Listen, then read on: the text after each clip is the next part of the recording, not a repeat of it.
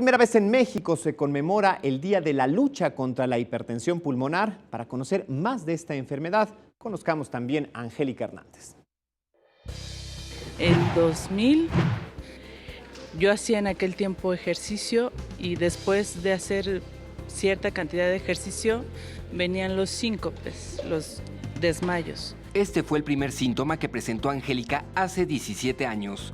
Después de visitar a distintos médicos, 3 años después le diagnosticaron hipertensión pulmonar, noticia que le cambió la vida. La hipertensión pulmonar presenta síntomas generales como falta de aire, hinchazón, cansancio, dolor torácico y desmayo, lo que hace difícil su detección.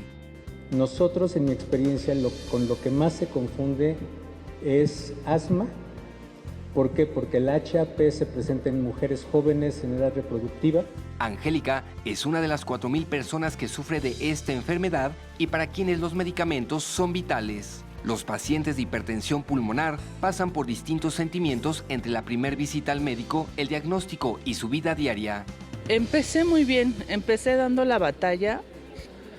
Sin embargo, hace un par de años mi corazón presentó ciertas arritmias, que es el desgaste que ha producido la misma enfermedad.